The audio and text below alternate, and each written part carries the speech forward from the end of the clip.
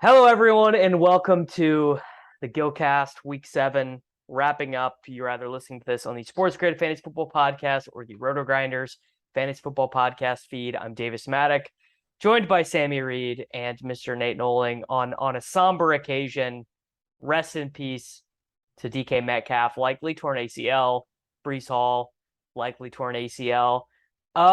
San Diego Padres likely also rest in peace to San Diego we won't Padres. See them until 2023. Yeah. It was the football was terrible today. A lot of snowflakes, although for the first time I think in recorded human history, the afternoon games did actually shoot out. PMR actually was pretty important. You know, other than Burrow, Chase and Tyler Boyd in the early games, it was all about, you know, getting your Greg Dulciches in there and the Chiefs go off. So, I mean, just running into DK Metcalf torn ACL and cash does not feel great. Well, you know what they say, the curse of the third Seahawk, Davis. that is what they say. Is it better than a third Raider though? Is it better than a third Raider? Did Nate play 3 Raiders? No, I almost did. I almost played Renfro. I was pretty close to Renfro and cash.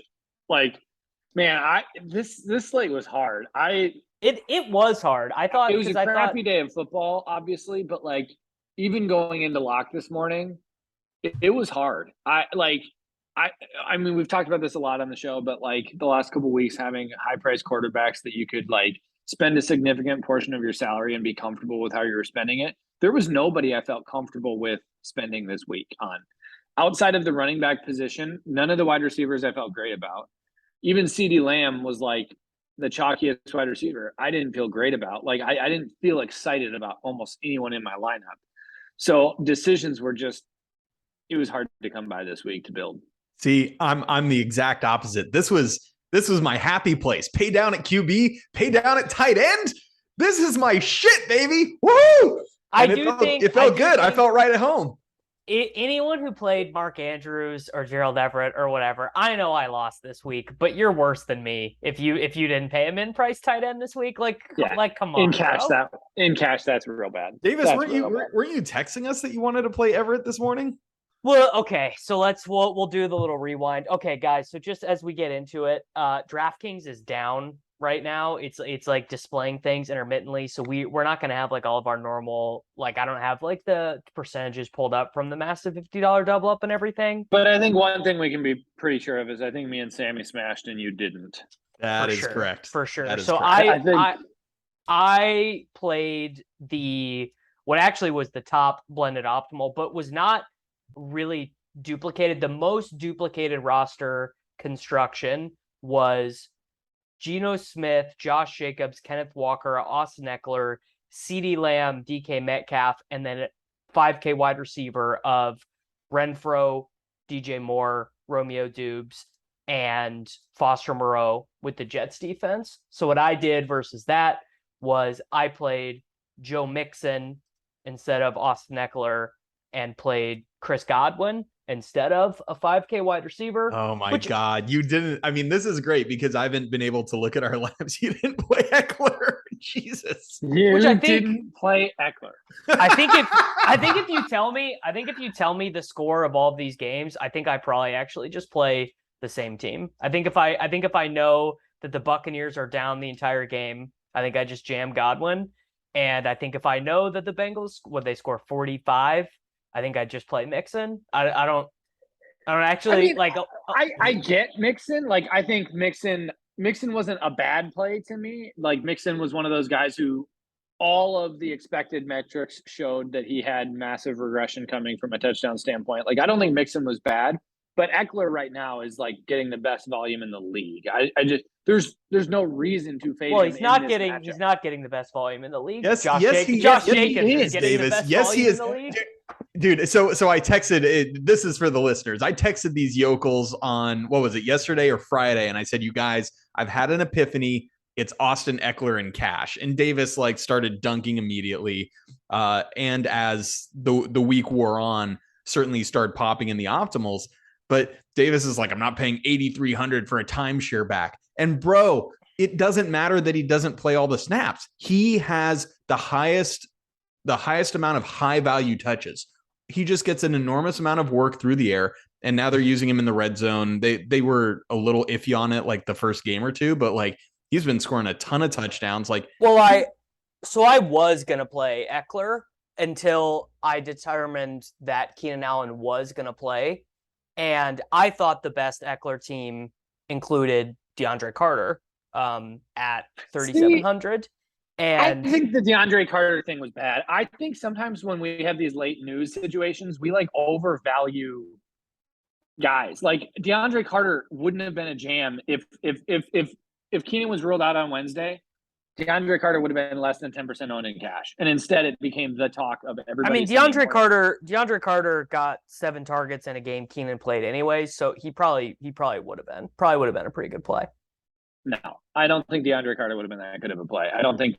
Well, we kind of saw it because Keenan really didn't play very much. He wasn't out on the field as far as I saw. He only got 2 targets. To be honest, after DK tore his knee, like I was like, I'm not watching this shit. You went out and walked the dog for an hour and a half.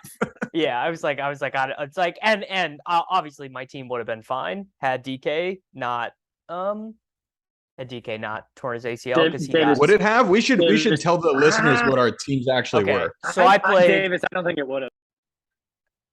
Okay, well, maybe not. I can't. I don't have the double ups pulled up, but I'm still the data I have available says I'm getting 70% back right now. So I'm assuming with more than 2.2 points from Metcalf. So I played Geno Smith, Joe Mixon, Josh Jacobs, CeeDee Lamb, DK Metcalf, Chris Godwin, Foster Moreau, Kenneth Walker, and the Jets defense for 141.6 points. Disgusting. Nate, what'd you have? I had Derek Carr, Austin Eckler, Josh Jacobs, CeeDee Lamb, T. Higgins, DJ Moore, Foster Moreau, Kenneth Walker, and Jets D for 178.84. You played Derek Carr. I think me and you were a 1v1. I think I went Carr and you went Geno. Yeah. I went Geno, and then I had Jacobs, Kenneth Walker, and Eckler as the running backs. CD, T. Higgins, the true alpha, DJ Moore as the wide receiver 3. Nate, we are true men. We are mentally strong. That was the one thing I felt good about today. At 11:30, I had this realization. I was like looking at numbers and everything is saying like, oh, Romeo Doubs is probably better. And then I thought to myself, am I really going to play Romeo freaking Doubs over DJ Moore with no Christian McCaffrey after they just Aaron Rodgers had like 39 passing yards at halftime. Fuck all that. I just had this moment of clarity where I don't care. I just locked DJ Moore and built around it. It was just one of those like moments I don't compliment Sammy's teams very often, even when he does win. But I do think that playing DJ Moore was mentally strong. I thought that was really good. 3.9% owned in the $25 double up. 3.9%. A lot of mentally weak people out there. A $4,900 DJ Moore. We need to be more Bayesian in our approach, people. Like this is insane to me that he was 3.9. So you guys played T straight up over DK. Yep. And then you played Eckler and Moore over Godwin and Mixon. Yeah. Is how it. And then Nate, for some reason, played Derek Carr. I guess because he just for some reason. Okay, Derek Carr was not a bad play. Like, it's Josh Jacobs' team, bro. If Josh Jacobs doesn't get 4 touchdowns here, I do think Derek Carr over Geno felt fine to me. I don't think Derek Carr is more efficient. Slightly higher team total. That's got to be cap, right? The idea, like if I go and look at EPA and CPOE right now, I guarantee Geno's better. maybe over a 5-week sample, but like a Tyler Lockett. Buddy, this is a brand new Seahawks team. Geno Smith with a gimpy Tyler Lockett. No, it's I actually we talked about this a little bit in the group chat this morning. I actually didn't feel great about Geno, not because I was gonna play Derek Carr. That was not on the agenda. you just thought Lamar was gonna give you the blade. Well, no, I was worried about Geno efficiency stuff with no Lockett. And Lockett was not good in this game. He even with Metcalf out, he had 8 targets, 7 receptions, 45 yards. I mean, Geno is sick, dude. I mean, he just is dicing these teams up. He had 7 incompletions in this game. Like, I was ready because my lineup left $300 on the table, and I was ready to pivot to Carr if Lockett was ruled out. It was kind of a tiebreaker. I didn't think Carr was bad. Obviously, the Raiders had, a big potential to score a ton of points, but in the end, I mean, Gino, baby, Gino, let's go. Yeah, I am pretty confident I would have played your guys' team had Keenan been ruled out, because your guys' team was with Renfro was the blended optimal before all the sites projected Keenan back in. Yeah, Levitan would call it an IKB, and I'm so happy. Well, Metcalf over T was also an IKB. T was like a point or point and a half better than Metcalf. Yeah, that was an IKB. Nate and I just arrived on the DJ Moore at wide receiver 3 in a different way. Nate, was like, wow, you need to be more Bayesian and, yada, yada. And look at his Whopper. And I was like, yo, Alpha's only on the team. Like, let's get the Alpha on there. Let's go DJ Moore. What a stud. What a stud. I do think. It was literally like, it was a moment where I'm literally looking up like Whopper. I'm looking up all these things and I'm like, am I really going to play Romeo Doubs over DJ Moore? Like, no, like, what are we doing here? You want to know something we all did that was stupid though? We all should have just played Dulcich, man. I mean, what are we doing? What are we doing not playing Dulcich? Yeah, this is tough. He's just the man. Yeah, we should have known that the team is definitely better off without Russell Wilson. Jerry Jeudy had a pretty strong day. Dulcich had a good day. Like, they're fine without Wilson, because I definitely would have played Dulcich if Wilson was in, I think. Yeah. So I am looking. DK is back up now. I must have just ran hotter than the sun in head-to-heads, because my score is not even close in these double ups. But I scraped a good bit back in head-to-head. So turns out just a lot of donkeys played me this week. The most unreal thing to me was that Joe Burrow was 20% owned in cash. I didn't really consider him at all, and I didn't even really see him in optimals either.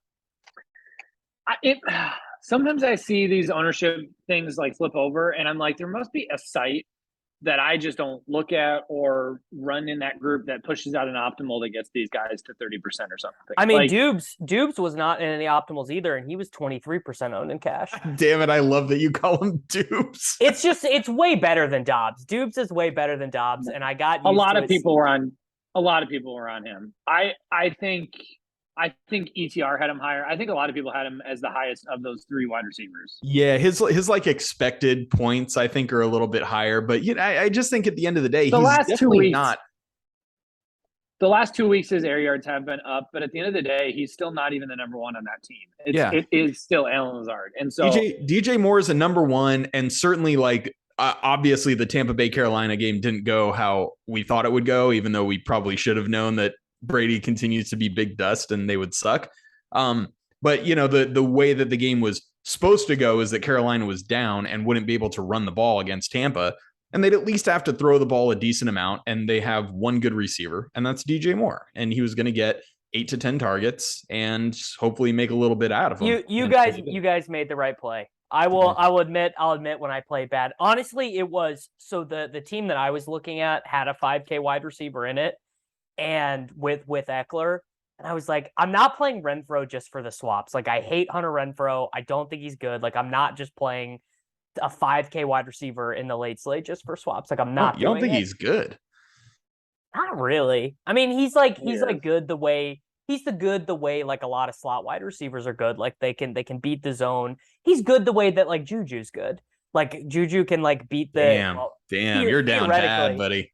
Theoretically, Juju can like is like a zone beater. He's gonna find the soft spot and sit. But Renfro's good, and especially in this offense, he's good. I just don't. Well, then I should have just played that team. Then I should have just played that team. I don't think he's healthy. But I almost rolled the car Renfro, Moreau, Jacobs team. Jesus Christ, you're a lunatic, Nate. I know. I almost Nate has like 14 ounces of straight steak protein IV'd into his veins and some colostrum, and he's like, "I'm just going full Raiders onslaught and cash, baby. Let's go." I mean, Renfro got 3 targets. Like I'm not. It's, you know, I think not playing Renfro was fine, but I didn't want to play Dobbs. I didn't think he was good. I mean, I just don't want to play any Packers at this point in Aaron Rodgers' life. And DJ Moore, it's like, dude, Chris Godwin got 13 targets. Like he was 6,100. Like I just like that's I know Godwin wasn't a bad play, but like getting Eckler in the lineup, I just thought was so crucial. It was so crucial, bro. Mixon could have very easily had Josh Jacobs' game. They were up like 1 billion points at half. Yeah, they wanted to get Burrow 500 passing yards, man. They were going for it. Dude, this is so funny. They very clearly wanted to get T. Higgins 100 yards, but then once it became so at the very end, it like became non-tenable for like game theory reasons just to run the clock out. So they get him to 98 yards, and then they were close enough to the end zone that they would had to have gone for a touchdown to do it, and they were like, okay, like let's just kneel the ball and get out of here. But they clearly wanted to get T 100 yards, and which is I mean, for you guys has to be tilting because you played T. But yeah, I guess. I mean, he was 49. I'm looking at the massive $25. Yeah, he was I got that 49%. 49% owned, man. Big. Like Gino was 44. Ken Walker was, which means I got mega fucked by DK getting injured because DK outscoring T would have got me there. The cash line in the massive $25 double up was 153.8. Give Metcalf. You wouldn't have gotten there because of Eckler. Eckler was still 30-something% owned. But my team with 2 points for DK Metcalf has 141. So if Metcalf outscores T, even with my team not having Eckler, I get there, which is like whatever. Injuries happen, and I don't think I played the best team anyway. Yeah. By the way, I don't think I said my score. It was 180.4. Just throwing it out because you played Gino instead of Carr. IK being Carr should have had 3 freaking touchdowns. Gosh, IK being Derek Carr is like such a Nate play. It really is. It wasn't an IKB. Okay, DJ Moore was a legit go against the projections. This is an IKB. But every site had Gino projected better. I don't think that's true. My projections didn't. I don't think that most projections would have straight up. Maybe from a value standpoint, because Gino's $300 less. Gino was in every optimal I looked at. Well, optimals because they needed the salary. I think if you looked at raw projection, I bet it's closer than you think. Again, yeah, it was. I remember it being close. Optimals all week is people get stuck on the way that value, and they don't actually look at like raw numbers. Like Derek Carr was a better play, raw, like salary aside.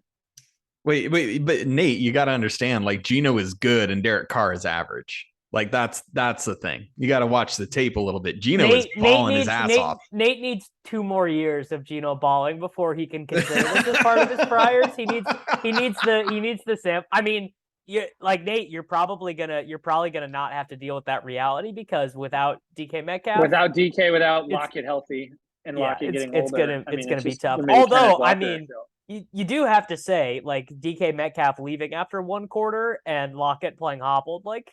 He still had a pretty efficient road win against one of the teams that's like top 4 in Super Bowl odds, which is so funny, by the way. Like, the Chargers defense is. J.C. Jackson went down. There was a bunch of injuries they had too. So. Oh, Nate with the defensive player take. I like it. This is great. But no, The Gino Carr. I actually wish that DK scoring would not have updated before they just paid out, because I didn't want to know how much that Metcalf injury cost me.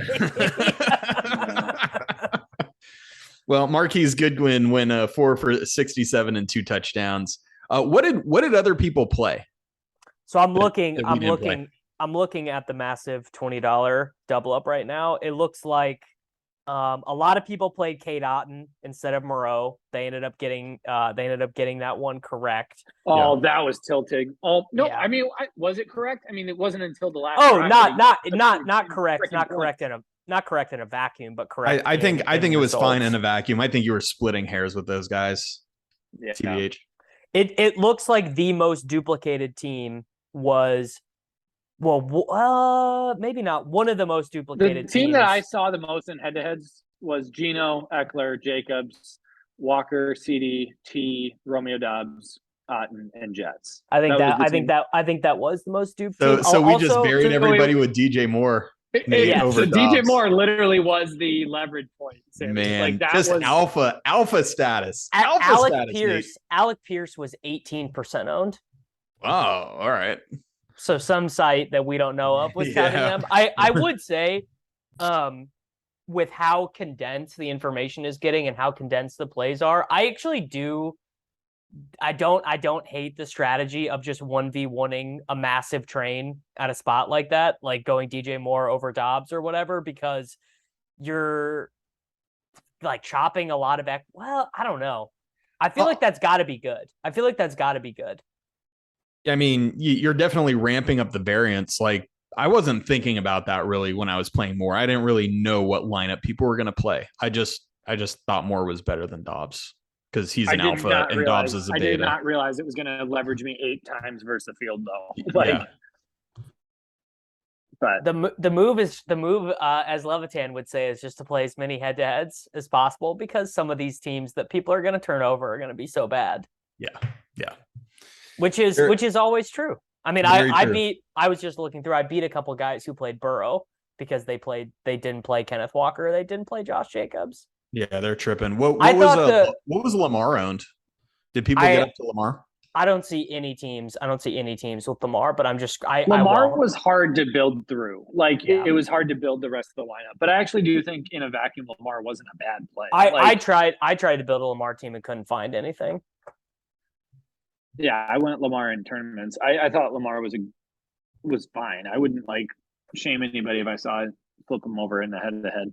Yeah, he was kind of the only besides Mahomes, because we didn't have Hurts or Josh Allen. Just feels like you can't play Mahomes in cash though, because he will randomly have the 280 in 2 games. Yeah, and it just chaps your ass so hard when they give Mecole Hardman 3 yard rush. I mean, look, I can't. Okay, all right, that's a good segue. We can go to our tournament teams, because nothing chapped me more than, well, obviously I didn't play Josh Jacobs on this team, which is pretty tilting. But we can do our tournament team. So all my tournament teams today were Mahomes teams. My Mahomes team in the SPY, 5% owned Patrick Mahomes, 9% owned Dameon Pierce, 40% owned Kenneth Walker, which I feel totally fine with. Debo, 10%, MVS, 6%. I had DeAndre Carter on this team, and I swapped it to Braxton Berrios, who is 0.8% owned. He got 7 points, so he outscored DK Metcalf. George Kittle at 9%. Juju Smith-Schuster at 4%, and the Denver Broncos defense at 4%. I actually thought this team was really good. I a lot of times I go through these teams, I'm like, dude, what the fuck was I thinking? Why did I think that was good at lock? But I think I'm just gonna keep playing these Chiefs wide receivers when they're legit single-digit owned every slate, because eventually Travis Kelce is gonna have a 2 for 20 game, while both MVS and Juju did it on low volume in this game. I think they combined for 9 targets, but eventually some team is truly going to sell out and not let Kelce just get 100 yards every single game. And Mahomes is still the best. Nothing has changed in terms of how good he is. And don't feel bad for not playing Josh Jacobs. Like, what are you gonna do? Well, like truly, what are you gonna do? Yeah, it was all right. I mean, Jacobs was like you said 60% in the Millie Maker. He was 55% owned in the SPY. The Jets defense. I mean, look, guys, if you were listening to this show and you were playing a 55% owned defense in these tournaments, like just stop, bro. I promise you. Just exclude and close your eyes and pick any other defense. I won't even. I'm not even going to quibble with the Jacob stuff because the Jacob stuff is a much larger conversation about like what actually is optimal and everything. But I can tell you without a shadow of a doubt that a 55% owned defense is never good. It's just not. Don't do it. Yeah, agreed. See, and CD was. I was surprised by this. I thought CD would be one of those guys who was really chalky in cash, but not as owned in tournaments. No, fourth most owned guy in the SPY, 31%. That was surprising to me. I didn't play any CD in tournaments. God, CD. I mean, Nate, CD killed me on Prize Picks, bro. 70 yards, 2 yards away from his prop. It cost me so much fucking scratch. It's just I'm steamed. And they were still throwing at the end of the game too. It's like it's not like they still threw a touchdown pass. I don't understand how he went under. It was in the dome. What was the Noah Brown bull crap? I mean, seriously, why is Noah Brown getting targets on this team? Like. He was just open. Like it's not like any of the at the end of the game. It's not that any of the throws were specifically designed him. He was the game. He was just open. Most targeted wide receiver in the first. Well, it's also tilting because he's kind of built like CD and he's 80. And they both have dreads. They both have dreads too. God, 85 so 88 looks. Yeah, it's really tilting every time 85 comes up with the ball. You're like, no. Yeah. I don't even want to do my tournament teams. I locked Mark Andrews. I can't wait to see what Nate flips over. It's just going to be some Galbrain nonsense. I felt so we talked about how obvious it was to play cheap tight ends in cash because that was the build. And I felt Mark Andrews was like the best leverage play of the slate. And so most of my teams he was 7% owned. Yeah, and he got 4 rushing yards on the day, Nate. Is smash show. So he didn't bagel. That's right. Yeah. No bagel. So I felt there was 2 things that I wanted to do in my teams. Number 1 was Mark Andrews. Number 2 is Mike Williams. I wanted Mike Williams exposure because I thought the Keenan stuff was up in the air. And I thought I could get Mike Williams, who would be a great play regardless of if Keenan was in or out. If Keenan was limited, even better, I'd just get Mike Williams at a lower ownership. I so badly want to go back to Nate last week, who was telling me what a fish I was for not playing Mark Andrews in cash because of all the leverage he gives, and tell him that the next week he will have 0 receptions and just see what happens to him. Like so tilted. I mean, it was literally Nate slowly turns into a corn cob. I flip over percentages and I was like, I love it. And yeah, it was awful. So did you play any Jacobs? I did have one team with Jacobs, but it was a Galbrain team that I knew was gonna. It was a Sammy Watkins team that I was like the Lizard King. The Lizard King almost won them the game, bro. Buddy, did you say Sammy Watkins? Yeah, I knew he was going to be like 0.7% owned. Nate, so you gotta build it back down and start it back over again when these are your teams. What's going on here? Dude, you need to listen to the reservation. You need to listen to Blender's Theory of DFS audiobook, bro. Just 10 hours of it. Just 10 hours of Blender talking to you. We're gonna proposition all the listeners of this show to literally like pool together a bunch of money. What do they call it? A GoFundMe? Yeah, GoFundMe to get the Theory of DFS tournament team. Yeah. Sammy Watkins, Christ on his throat. I mean, come on, dude. What the fuck? Dude, I could have gotten 50. I could have gotten 50 plays into this slate before I considered playing Sammy Watkins. Leverage off Dobbs, bro. Leverage off Dobbs. like Nate, when you peel over a team and you have like 3 guys who are all less than 1% owned, it's not because you're that much smarter than the field. It's because these plays are so bad. No, when you're trying to build a Lamar, Mark Andrews team, you have to have some min-price guys. I played a little bit of Khalif Raymond and Tom Kennedy for the Lions as my min price guys. Khalif was hot. You're gonna give me crap. I'm pretty sure Raymond had 100 yards. He didn't quite have 100 yards, but he had a pretty good day. I think he had 75. Yeah, he had 5 for 75. Rushing. Yeah. Khalif was a good play. No, Khalif sucks. What did you roll? All right. Khalif sucks. Khalif sucks. First off, before I throw my team out there, I just have to throw this out. In my most important seasonal league in this league that's just like nobody wants to hear. Yeah, no. I mean, I just have to say it. I don't give a shit. Lamar, I was playing against my best friend, best man at my wedding. He had Lamar and Andrews. Wow. And I had Eckler, and he still whooped the crap out of me. So, wow. Congratulations, Justin. Good for you. All right, my tournament team. This one was just missed cashing after that Kenneth Walker. But this was in the red zone, and I played a Burrow double, Burrow T and you didn't Hayden. Cash with a Burrow. With T and Hurst. You were gonna self-explain that? Yeah, no chase. I was like, okay, it's a T day. Did you bring it back? I'm embarrassed to say that I did. with London or with Kyle Shitz? With Drake London. Oh, yeah. This Drake London stuff is so tilting. It's very bad. I played it's really brutal. Falcons players are legitimately unstartable. I think maybe when they go to Ritter, maybe, but not now. Not now. They're dead. They're dead. So yeah, I played a Burrow double with T and Hurst and brought it back with London.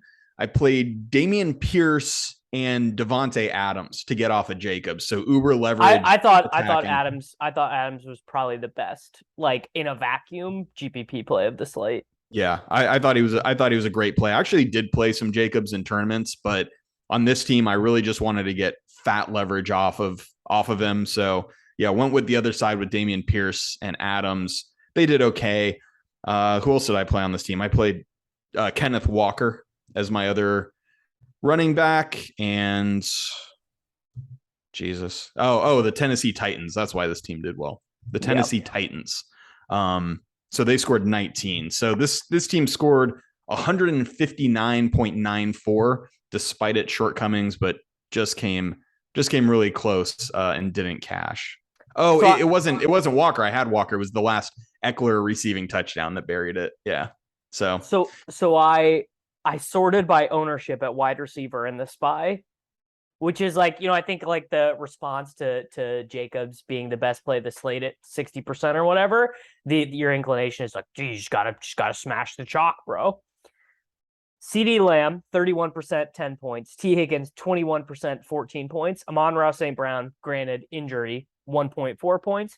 Alec Pierce, 6.7 points. Chris Godwin, 11 points. Michael Gallup, 0. Yeah, but these are all receivers. That's what I'm saying. I'm saying. So I think the inclination is to take that lesson as a whole. I honestly wonder if it's kind of like with pitchers in Major League Baseball. Like a lot of times you in building tournaments, like you're not like, oh, I can't play Verlander at 37%. He's too chalk or whatever. But you wouldn't play like Aaron Judge at 37%. Like I wonder I know that the projecting running backs is going to be more stable than projecting wide receivers because they have a higher number of iterations per game to get there. But it is interesting to see the chalk at running back smash that hard and the chalk at wide receiver bust. I mean, there are multiple guys above 10% owned who legit got 0 points. Really? Like who? Dobbs and Gallup. Yeah. Yeah. I had some Gallup smattered into. Tough scene. So what did you need to win tournaments? Was it chalky stuff? I mean, team. I just have the SPY open. So the guy that won 100K in the SPY played a 16% owned Joe Burrow, a 40% owned Kenneth Walker, a 12% owned Derrick Henry. This is not Soccer Dave. Chase was 13%. Boyd is pretty much why he won at 2%. Oh, and he also played Paris Campbell at 2%. Then Otten, and then our boy, Doo-Doo Shit Poopster, 4%. Too sharp. And the Green Bay Packers at 2%. Too sharp. So really, it was just like get 2 one-offs correct with a punt tight end and a Burrow double was pretty much what you needed. Yeah, and you had to nail the Burrow double, right? You had to have Chase and Boyd, and then you're just cruising. If you chalked out, right?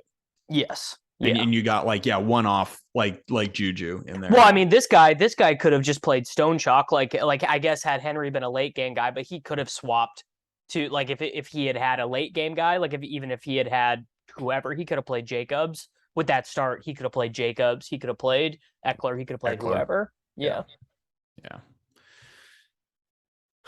which maybe is actually something that I should have thought about more, which is like, because all of the chalk was in the late games, you should have just tried to play a couple early game stacks just to like have information of where you were. Because like obviously if we were sitting there with Burrow,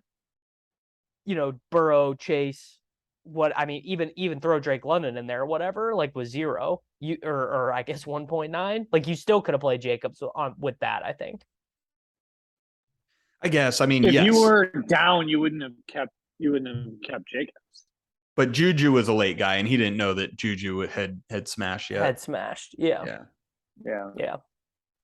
So overall, it was a tough scene. Like, obviously feel good about the cash team did really well there, but Nate, we got buried on Prize Picks, not great. Tournament teams, not great. San Diego Padres, not great. It was not great. Yeah, I did all right on Prize Picks, DJ Moore stuff, and a couple long. Kenneth Walker. There was a couple good Prize Pick hits, but Debo let me down. I had a 10-leg parlay at 250 to 1 that didn't hit because Metcalf got hurt. Oh my God, he killed you. All 9 other legs? Yeah. No. Yeah. And what was Metcalf's prop? Over 55.5 yards. Oh no, that's brutal. It was Lamar over 52 rushing yards, Mahomes over 280 passing yards, Mahomes over 2.5 passing touchdowns, Juju touchdown, Juju over 47.5 receiving yards, MVS over 35.5, Dameon Pierce over 70 rushing yards, Kenneth Walker over 69.5 rushing yards, Foster Moreau over 25.5 receiving yards, and DK Metcalf. Tough. That is the toughest of scenes. You don't particularly love to see it. Of the things you love to see, you don't love to see that. I mean, it's also one of those things, like, I'm not sweating that out all day. I just go check at the end of the day, and it shows you grade by grade which one you hit.